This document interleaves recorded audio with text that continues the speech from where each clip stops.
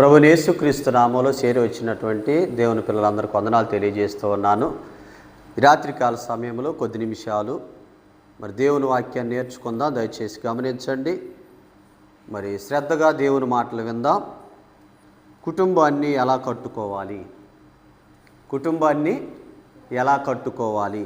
ప్రభునందు ప్రేమ దేవుని పిల్లలారా గమనించండి. కుటుంబాన్ని ఎలా కట్టుకోవాలి అనే అంశం ఈరోజు మనం నేర్చుకోబోతున్నాం. చిన్న మాట ప్రార్థన చేసుకొని మనం వాక్య సందేశంలోనికి వెళ్దాం. ప్రార్థన చేసుకుందాం. పరిశుద్ధుడా, మమ్మల్ని మిక్కిలిగా ప్రేమించిన మా ప్రియ పరలోకపు తండ్రి, నీ ఘనమైన, నీ శ్రేష్టమైన, నీ ఉన్నతమైన నామమునకు క్రీస్తు ద్వారా కృతజ్ఞతాస్తుతులు చెల్లిస్తున్నాను తండ్రి. గడిచిన కాలమంతయు మమ్మల్ని కాచి కాపాడి భద్రపరిచి మరొక రాత్రికాల సమయంలో కుటుంబంగా మేము కూడుకొని నిన్ను స్తుతించడానికి, మహింపరచడానికి మీరు ఇచ్చిన కృపను బట్టి వందనాలు అయ్యా. ఎంతవరకు పాటల ద్వారా, ప్రార్థన ద్వారా నేను స్తుతించి ఉండగా, మహింపరిచి ఉండగా, వాక్యంలోనికి ప్రవేశిస్తూ ఉండగా నీ ఆత్మ సహాయం అనుగ్రహించి ఇంటున్న మీ పిల్లలకు వినగలిగే చెవులు, గ్రహించుకునే మనసు, అనుసరించే హృదయం ప్రతి ఒక్కరికి దయచేయమని యేసుక్రీస్తు నామములో ఈ ప్రార్థన మనవులు సమర్పించి అడిగి వేడుకుంటున్నాము తండ్రి. ఆమెన్. మంచిది. ప్రభువునందు ప్రియమైన దేవుని పిల్లలందరికీ కూడా ప్రభువైన యేసుక్రీస్తు నామంలో హృదయపూర్వకమైన వందనాలు తెలియజేస్తూ ఉన్నాను. ఈ రాత్రికాల సమయంలో కుటుంబాన్ని ఎలా కట్టుకోవాలి, కుటుంబాన్ని ఎలా కట్టుకోవాలి. దేవుడు కుటుంబాన్ని ఒక పవిత్రమైన సంస్థగా ఏర్పాటు చేశాడు. క్రీస్తు కేంద్రంగా ఉన్న కుటుంబం ప్రేమ, ప్రార్థన, క్షమాపణ, విధేయతల మీద నిర్మించబడుతుంది. మరొకసారి నేను జ్ఞాపకం చేస్తున్నాను, గుర్తుపెట్టుకోండి. ప్రభునందు ప్రియమైన దేవుని పిల్లలారా, దేవుడు కుటుంబాన్ని ఒక పవిత్రమైన కుటుంబంగా ప్రతి ఒక్కరిని కూడా ఏర్పాటు చేశాడు. క్రీస్తు కేంద్రంగా ఉన్న కుటుంబం, క్రీస్తు కేంద్రంగా ఉన్న కుటుంబము ప్రేమ, ప్రార్థన, క్షమాపణ, విధేయతల మీద నిర్మించబడుతుంది. మన అంశం ఏంటంటే కుటుంబాన్ని ఎలా కట్టుకోవాలి. మొదటిగా మనం చూస్తే మొదటి అవుట్లైన్ నేను వివరిస్తాను, జాగ్రత్త గమనించండి. దేవునికి మొదటి స్థానం ఇవ్వాలి. మొదటిగా కుటుంబాన్ని కట్టుకోవాలంటే దేవునికి మొదటి స్థానం ఇవ్వాలి. ఎవరికి ఇవ్వాలండి? దేవునికి మొదటి స్థానం ఇవ్వాలి. ప్రతిరోజు కుటుంబంగా ప్రార్థించాలి, బైబిల్ చదవాలి, దేవుని చిత్తాన్ని అనుసరించాలని నిర్ణయించుకోవాలి. గమనించండి, మొట్టమొదటిగా కుటుంబం కట్టుకోవటానికి దేవునికి మొదటి స్థానాన్ని ఇవ్వాలి. అయితే ప్రతిరోజు కుటుంబంగా ప్రార్థించాలంటే కలిసి ప్రార్థించే కుటుంబం కలిసి ఉంటుంది. ప్రతిరోజు కూడా కుటుంబంగా ప్రతిరోజు ఒక్క ఆదివారమే భక్తిగా ఉండకూడదు, కానీ ఆదివారం తర్వాత మళ్ళీ మిగతా వచ్చే ఆదివారం వరకు కూడా ఏం చేయాలంటే కుటుంబం మొత్తం కుటుంబ ప్రార్థన చేసుకోవాలి. కుటుంబాన్ని ఎలా కట్టుకోగలుగుతామంటే ఒక ఆదివారం 1 గంట 2 గంటలు ఏం కట్టుకోగలుగుతామండి చెప్పండి. కాబట్టి ప్రతిరోజు కుటుంబంగా ప్రార్థించాలి, బైబిల్ చదవాలి, దేవుని చిత్తాన్ని అనుసరించాలని నిర్ణయించుకోవాలి. ప్రతిరోజు ఏం చేయాలి చెప్పండి? కుటుంబ ప్రార్థన చేసుకోవాలి, బైబిల్ చదవాలి, దేవుని చిత్తాన్ని అనుసరించాలి. ఇది మొదట అవుట్లైన్స్. అంటే దేవునికి మొదటి స్థానం ఇవ్వాలనే ఆ యొక్క అవుట్లైన్లో 3 పాయింట్లు ఏంటంటే కుటుంబంగా కలిసి ప్రార్థించుకోవాలి, రెండవదిగా బైబిల్ చదవాలి, మూడవదిగా దేవుని చిత్తాన్ని అనుసరించాలని నిర్ణయించుకోవాలి. ఎవరు? అందరూ కుటుంబంలో భార్య, భర్త, పిల్లలు అందరూ కూడా నిర్ణయించుకోవాలి. ఇది మొదటి అవుట్లైన్. రెండవది మనం చూస్తే పరిశుద్ధ గ్రంథం బైబిల్లో ఒక కుటుంబం కనపడుతుంది మనకి. ఆయన యెహోషువ గారు. ఎన్నో కుటుంబాలు ఉన్నాయి బైబిల్లో, కానీ యెహోషువ గారు ఏమన్నాడంటే మనం చూస్తే 24:15 యెహోషువ గ్రంథం 24:15లో నేనును నా ఇంటి వారును యెహోవాను సేవించెదము. నేను నా ఇంటివారు. యెహోషువ అంటున్నాడు, నేను నా ఇంటి వారును యెహోవాను సేవించెదము అన్నాడు. ఎవరా మాట అన్నది? యెహోషువ. ఎక్కడన్నాడు చెప్పరేంటండి? ఎక్కడన్నాడు ఆ మాట? యెహోషువ గ్రంథము 24వ అధ్యాయము 15వ వచనం అన్నాడు. నేనును నా ఇంటి వారును యెహోవాను సేవించదము. సేవించడం అంటే కుటుంబం మొత్తం కలిసి, యెహోషువ కుటుంబం మొత్తం దేవుని సేవించారు.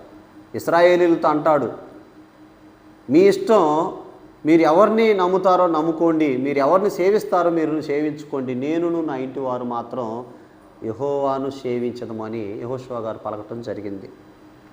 ప్రభునందు ప్రియమైన దేవుని పిల్లలారా, మొట్టమొదటిగా కుటుంబం ఎలా కట్టుకోవాలంటే నువ్వు ప్రధానంగా దేవునికి మొదటి స్థానం ఇవ్వాలనే పాయింట్లో మనం 3 పాయింట్లు నేర్చుకున్నాం. ఇంకా మనం రెండోది ఏంటంటే, రెండో అవుట్లైన్స్ ఏంటంటే ప్రేమతో జీవించాలి. ఎలా జీవించాలయా? ప్రేమతో జీవించాలి. సహోదరులకు నేను తెలియజేసేది ఏంటంటే, సహోదరులకు ప్రేమతో జీవించాలి. కుటుంబాన్ని కట్టుకోవాలంటే ప్రేమతో జీవించాలి. ఎలా? భర్త భార్యను క్రీస్తు సంఘాన్ని ప్రేమించినట్లు ప్రేమించాలి. భర్త భార్యను క్రీస్తు సంఘాన్ని ప్రేమించాడే అలా ప్రేమించాలి. క్రీస్తు సంఘాన్ని ప్రేమించినట్లుగా ప్రేమించాలి. క్రీస్తు సంఘాన్ని ఎలా ప్రేమించాడు? ప్రాణమిచ్చి కొనుక్కున్నాడు సంఘాన్ని. తన స్వరక్తమిచ్చి కొనుక్కున్నాడు క్రీస్తు సంఘాన్ని. అంటే క్రీస్తు సంఘాన్ని ఎలాగైతే ప్రేమించాడో అలా భర్త భార్యను ప్రేమించాలి. రెండోది ఏంటి అవుట్లైన్స్ అండి? ఏంటండి చెప్పండి? ప్రేమతో జీవించాలి అనే దాంట్లో భర్త భార్యను క్రీస్తు సంఘాన్ని ప్రేమించినట్లు ప్రేమించాలి. భార్య భర్తను గౌరవించాలి. భర్త భార్యను ప్రేమించాలి. ఎలా ప్రేమించాలంటే క్రీస్తు సంఘాన్ని ప్రేమించినట్లు ప్రేమించాలి. భార్య భర్తను ఏం చేయాలంట? గౌరవించాలి. పిల్లలు ప్రేమతో పెంచాలి. ఎవరు పెంచాలి? తల్లిదండ్రులు పెంచాలి పిల్లల్ని. ఈరోజు ప్రేమ ఉన్నదండి పిల్లల పట్ల? చెప్పండి సహోదరులారా, చెప్పండి. పిల్లలకి ఏమైనా ప్రేమ ఉందా? తల్లిదండ్రులు ప్రేమ కలిగి ఉండి పిల్లలకు ప్రేమను గురించి చెబితే నేర్చుకుంటారు. తల్లిదండ్రులలోనే ప్రేమ లేకపోతే బిడ్డల్లో ఎక్కడ ఉంటుంది మీరు చెప్పండి.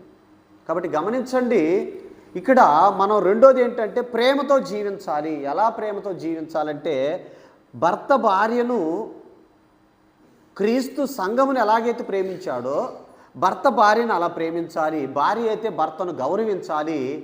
అలాగనే పిల్లలను ప్రేమతో పెంచాలి. ఇది ఎన్నో మాట. రెండోది. మూడోదిగా మనం చూస్తే, అలాగనే మన పరిశుద్ధ గ్రంథం బైబిల్లోకి వెళ్ళి చూసినట్లయితే ఎఫెసీయులకు రాసిన పత్రిక 5:25లో భర్తలారా క్రీస్తు సంఘమును ప్రేమించినట్లు మీ భార్యలను ప్రేమించుడి అన్నాడు.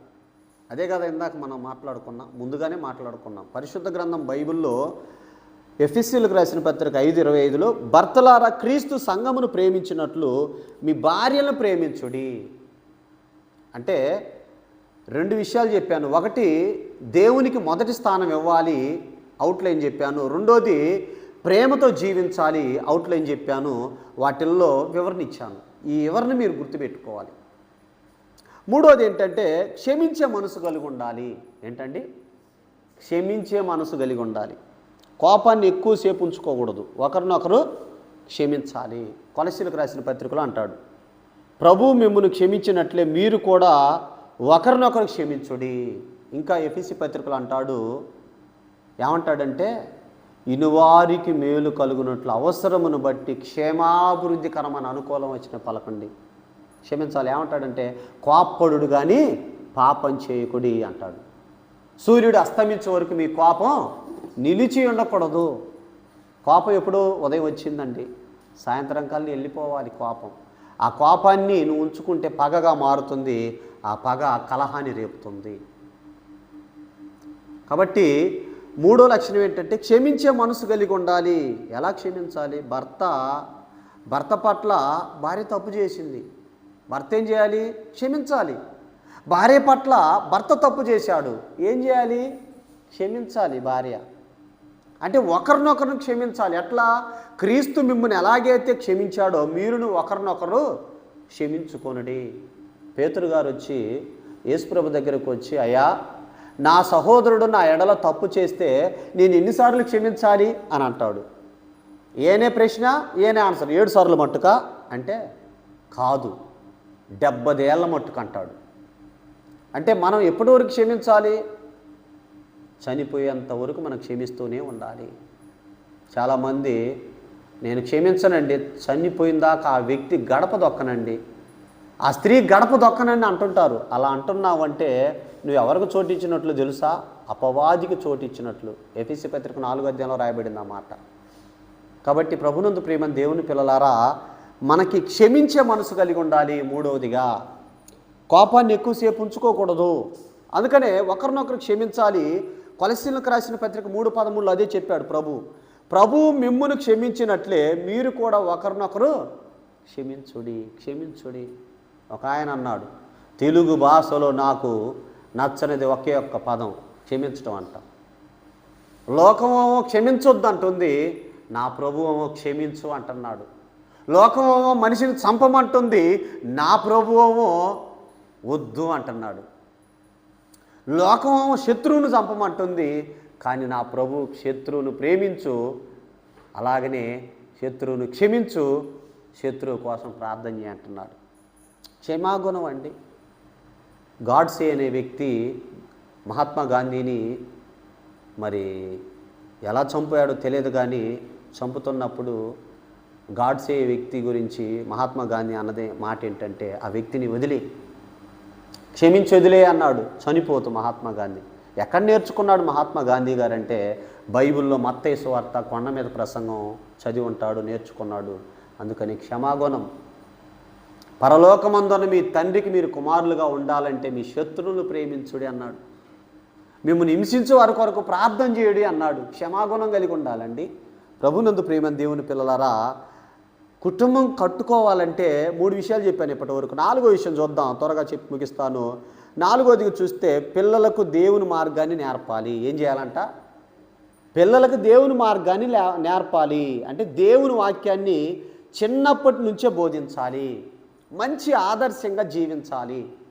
చిన్నప్పటి నుంచే అంటే సామెతల గ్రంథం 22:6 అంటాడు, బాలుడు నడవవలసిన త్రోవను వాడికి నేర్పుము, పెద్దవాడైనప్పుడు దాని నుండి తొలగిపోడు అంటాడు. కుటుంబం కట్టబడాలంటే, కుటుంబం కట్టుకోవాలంటే చేయాల్సింది ఏంటంటే, భార్య భర్త కుటుంబాన్ని ఎలా కట్టుకోవాలంటే చెప్పుకుంటూ వస్తూ ఇక్కడ పిల్లల గురించి మాట్లాడుతూ, పిల్లల్ని నువ్వేం చేయాలంటే నీ పిల్లల్ని బాల్యం నుండే నీ పిల్లలకి దేవుని వాక్యాన్ని నేర్పించాలి. ఎలా నేర్పించాలంటే, కూర్చున్నప్పుడు, నిలబడినప్పుడు, నడిచేటప్పుడు, పడుకున్నప్పుడు.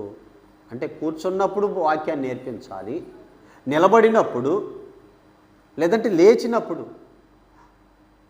నడిచేటప్పుడు, పండుకున్నప్పుడు వాక్యాన్ని నీ పిల్లలకు నువ్వు నేర్పించాలి. అంటే పిల్లలకు దేవుని మార్గాన్ని నేర్పాలి, దేవుని వాక్యాన్ని. లోకంలో చదువు ఎంత నేర్పిస్తున్నావో దైవ జ్ఞానాన్ని, పరసంబంధమైన జ్ఞానాన్ని కూడా నువ్వు నేర్పించాలి.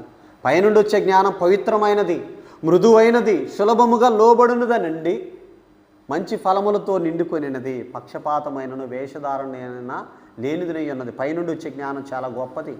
ఆ పైనుండి వచ్చే జ్ఞానం క్రీస్తు వచ్చాడు. 2026 సంవత్సరాల క్రితం ఈ లోకానికి వచ్చారు. 33.5 సంవత్సరాలు జీవించారు. ఆ జ్ఞానం మనందరి కోసం ప్రాణం పెట్టాడు ప్రభు.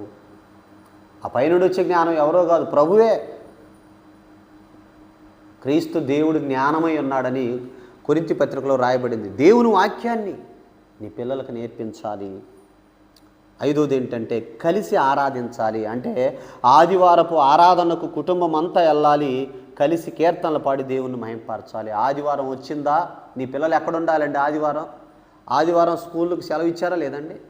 ఆదివారం స్కూళ్ళకి సెలవు ఇచ్చినప్పుడు నీ పిల్లలు ఎక్కడికి తీసుకెళ్ళాలి? నువ్వు ఆదివారం చర్చికి, మందిరానికి తీసుకొని వెళ్ళాలి. కలిసి పిల్లలు, భార్య భర్త పిల్లలు సంఘంలో కలిసి ఆరాధించాలి. ఏం చేయాలి? పిల్లలు ఆదివారం ఎక్కడ ఉండాలండి? చెప్పాలి. ఎక్కడ ఉండాలి పిల్లలు? చర్చిలో ఉండాలి, ఆరాధనలో ఉండాలి. ప్రభుదినం ఆదివారం ఆరాధన.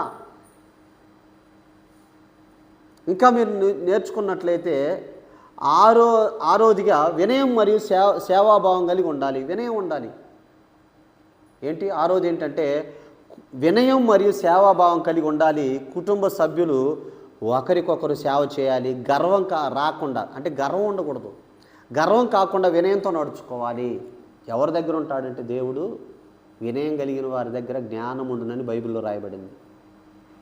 ఎవడు దీనుడై నలిగిన హృదయం గలవాడై నా మాట విని వణుకుచుండునో వానినే నేను దృష్టించుచున్నాను అన్నాడు దేవుడు.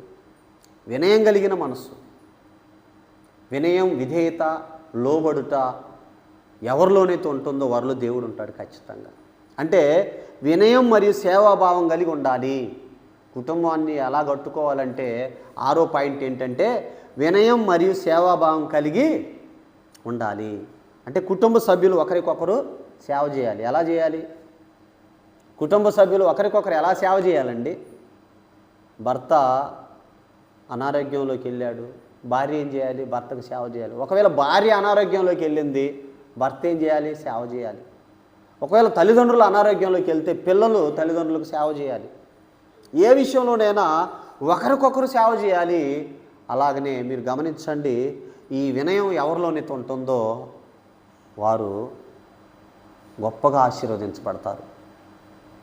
ఇది 6వదిగా, అంటే ఫిలిప్పీలకు రాసిన పత్రిక 2:3 అంటాడు, వినయ మనసుతో ఒకరినొకరు తమ కంటే గొప్పవారికి ఎంచుకొనుడి. అంటే ఒకరికంటే ఒకరు యోగ్యులుగా ఎంచుకోవాలి. నాకంటే నువ్వే గొప్ప, నువ్వు తక్కువ నేను ఎక్కువ లేదు. బైబిల్ గ్రంథంలో ప్రభువు అందరిని ఒకేలాగా ప్రేమించాడు. ఎవరిని తక్కువ ఎక్కువ ప్రేమించలా.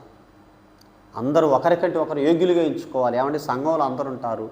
కొంతమంది పాటలు చక్కగా పాడగలరు, కొంతమంది చక్కగా ప్రార్థన చేయగలరు, కొంతమంది వాక్యాన్ని శ్రద్ధగా దైవజనుడు వాక్యాన్ని చదవమన్నప్పుడు చదివేటప్పుడు రెఫరెన్సులు తీసి చక్కగా చదవగలరు. ఏమండి?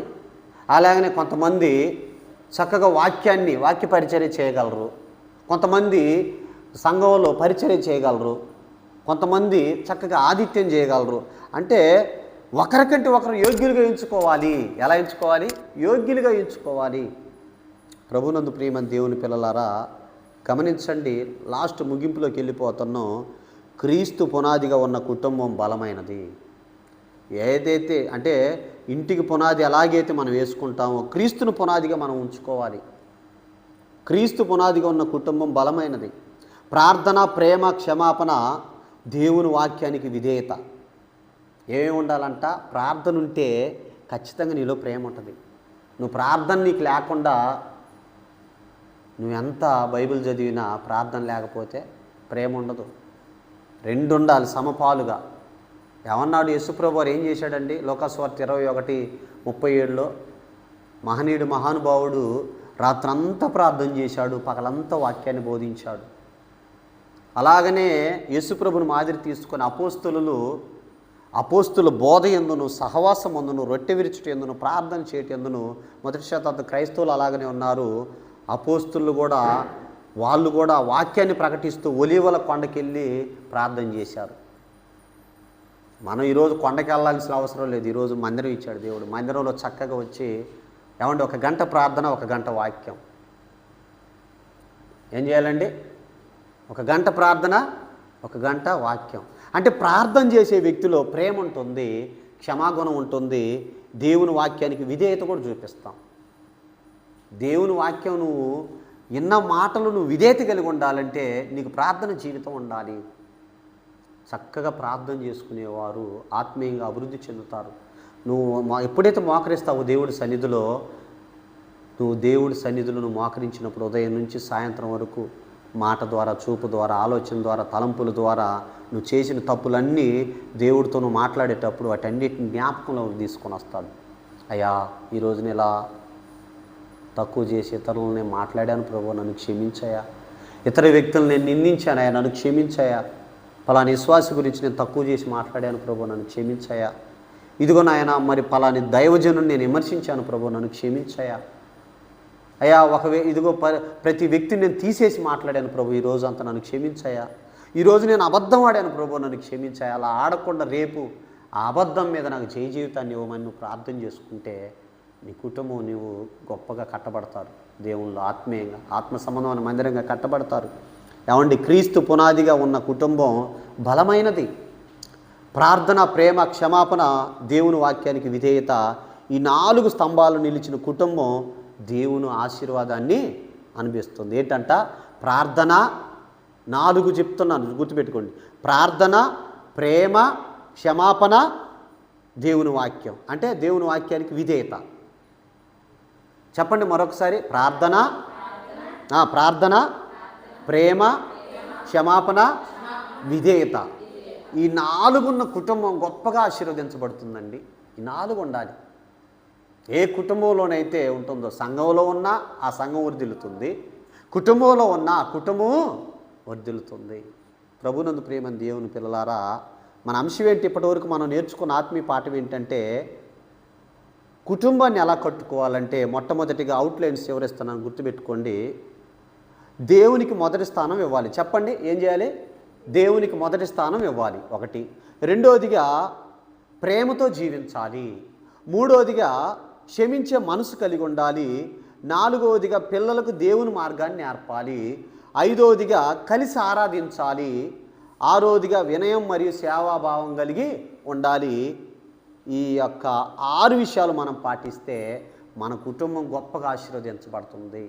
ప్రభునందు ప్రియమైన దేవుని పిల్లలారా, ఈ 6 విషయాలు నువ్వు పాటించాలంటే నీతో క్రీస్తు ఉండాలి. నేను నిజమైన ద్రాక్షావల్లిని, నా తీగల మీరు అంటాడు.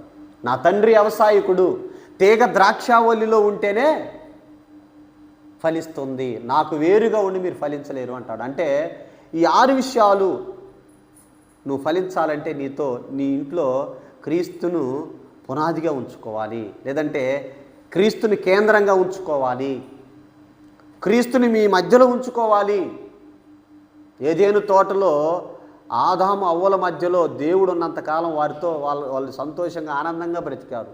ఎప్పుడైతే దయ్యంగా ఎంటర్ అయ్యాడో వాళ్ళిద్దరి మధ్య, ఎప్పుడైతే మధ్యలోనికి 3వ వ్యక్తి దయ్యం వచ్చిందో, సాతానుడు వచ్చాడో, అపవాది వచ్చాడో, వెంటనే ఏమైందండి? తప్పుని చేపించాడు అపవాది, పాపాన్ని చేపించాడు. దేవుడు పరిశుద్ధతలోనికి నడిపించాలనుకుంటుంటే అపవాదము అపరిశుద్ధత, చెడులోనికి నడిపించాలని చూస్తున్నాడు. ఏమంటే గమనించండి, దేవుడు పరిశుద్ధమైన మార్గంలో నడవాలని కోరుకుంటున్నాడు. ఎందుకంటే నేను పరిశుద్ధుని కనుక మీరును పరిశుద్ధంగా ఉండండి అంటున్నాడు. యేసుక్రీస్తుతో నువ్వు ఎప్పుడైతే ఆయన అడుగుజాడలు నడుస్తావు, నువ్వు కూడా ఆశీర్వదించబడతావు.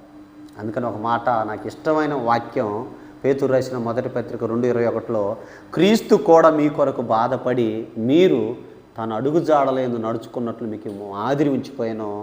ఏంటి ఆ మాదిరి అంటే, ఆయన పాపం చేయలేదు, ఆయన నోటన కపటం లేదు, ఆయన దూషింపబడి బదులు దూషింపలేదు, శ్రమ పెట్టబడి న్యాయముగా తీర్పు తీర్చి దేవునికి తనను తాను అప్పగించుకున్నాడండి. ఆయనలో తప్పు లేదండి. నా యందు పాపం ఉన్నదని మీలో ఎవడ స్థాపించనన్నాడు. ప్రభునందు ప్రియమైన దేవుని పిల్లలారా, కుటుంబాన్ని కట్టుకోవటానికి 6 విషయాలు మీరు పాటించాలని కోరుకుంటూ ఇంతటితో ఈ మాటలు ముగిస్తున్నాను. ప్రార్థన చేసుకుందాం. అందరం తలలు ఉంచినట్లయితే, కళ్ళు మూసుకున్నట్లయితే ప్రార్థన చేసుకుందాం. పరిశుద్ధుడా, ప్రేమ కలిగిన మా తండ్రి, మహోన్నతుడా, దయగలిగిన మా దేవ, ఈ రాత్రికాల సమయంలో నాయన కుటుంబాన్ని ఎలా కట్టుకోవాలనే అంశం ద్వారా 6 విషయాలు మీరు మా దృష్టిలోకి తీసుకొని వచ్చారు. ఈ 6 విషయాలు నాయన మా హృదయాల్లో 30 60 100 ఫలింప చేయండి. నీ పిల్లల వాక్యాన్ని విన్నారు, విని విడిచిపెట్టేవారిగా కాక, విని ఆ వాక్యాన్ని నాయన మరి వారి యొక్క హృదయంలో భద్రపరుచుకొని నీ యొక్క మాటల ప్రకారం జీవిస్తూ ప్రవర్తిస్తూ ఉంటున్నటువంటి సంఘానికి ఎలుపట వారి ఎడల మంచి సాక్ష్యాన్ని కలిగి నీకు ఇష్టలుగా బ్రతకటానికి సహాయం చేయమని, వచ్చిన మీ పిల్లలందరినీ ఆత్మీయంగా, ఆర్థికంగా అన్ని విషయాలు అభివృద్ధి చేయండి. కృపయందును, జ్ఞానమందును, ప్రేమలు అభివృద్ధి చేయండి, దీవించండి. ఈ రాత్రికాల సమయంలో నాయన నీ పిల్లలు చక్కగా ఓర్పుతో, ఓపికతో వినటానికి మీరు ఇచ్చిన గొప్ప మంచి హృదయాన్ని బట్టి వందనాలు చెల్లిస్తూ, నీ బిడ్డలందరినీ కూడా దీవించమని, ఆశీర్వదించమని, నిశ్చితం అయితే మరొక్కసారి నాయన ఈ విధంగా కూర్చొని నీ విలువైన మాటలు నేర్చుకోవటానికి మీరు మాకు సమయాన్ని అనుగ్రహించమని కోరుకుంటూ, అన్ని విషయాల్లో నీ నామానికి మహిమను చెల్లిస్తూ, యేసుక్రీస్తు నామం నీ ప్రార్థన మనవులు సమర్పించి అడిగి వేడుకుంటున్నాము తండ్రి. ఆమేన్. మంచిది. ప్రభువైన యేసుక్రీస్తు నామంలో మీ అందరికి వందనాలు. దేవుని నామానికి మహిమ కలుగును గాక.